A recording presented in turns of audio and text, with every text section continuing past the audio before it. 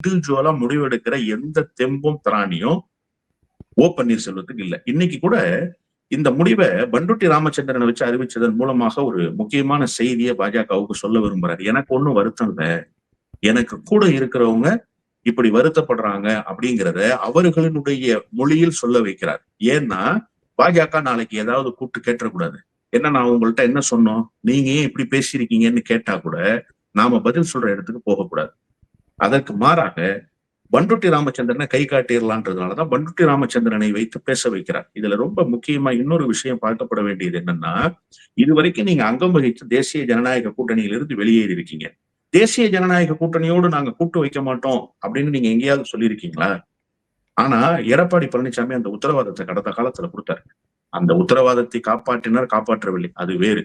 ஆனா அந்த உத்தரவாதத்தை கொடுப்பதற்காகவாவது அவருக்கு ஒரு துணிச்சல் வந்துச்சு இல்ல. அந்த துணிச்சல் கூட பன்னீர்செல்வத்துக்கு இல்லைன்னு தான் சொல்றேன். அப்போ பன்னீர்செல்வம் யாருடைய கைப்பாவையாக செயல்படுகிறார்? இப்ப கூட பன்னீர்செல்வத்தால எனக்கு சுயமரியாதை இருக்கு, அதனால நான் கூட்டணியிலிருந்து வந்தேன்னு பேச முடியுது தவிர, எதன் பொருட்டு இந்த சுயமரியாதைக்கு ஆபத்து வந்ததுன்னு பேச முடிஞ்சுதா?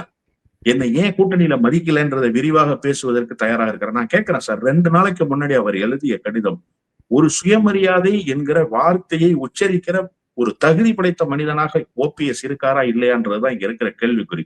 நீங்க முன்னாள் முதலமைச்சர், அதிமுக என்கிற மிகப்பெரிய மக்கள் இயக்கத்துக்கு ஒருங்கிணைப்பாளராக இருந்தவர், ஜெயலலிதா அம்மையார் இருந்தபோது அந்த கட்சியினுடைய பொருளாளராக இருந்தவர்.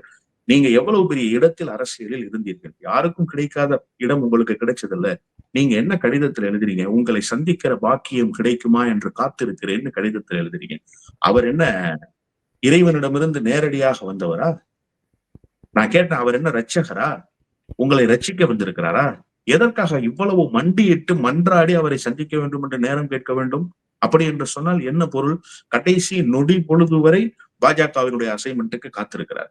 இப்போது வேறு ஒரு அசைன்மெண்ட் கொடுக்கப்பட்ட காரணத்தால் அதை நோக்கி நகருகிறார். இப்ப கூட பாஜக இந்த அசைன்மெண்ட்டை கொடுக்கலன்னா அமைதியாகவே இருந்திருப்பார் பன்னீர்செல்வம். இத்தனை நாளா என்ன செஞ்சாரோ அந்த அமைதியை மீண்டும் கடைபிடிச்சிருப்பார். இப்ப இந்த முடிவு எடுத்ததற்கு பின்னால் உறுதியாக பாஜக இருக்கிறது என்று நான் நம்புகிறேன்.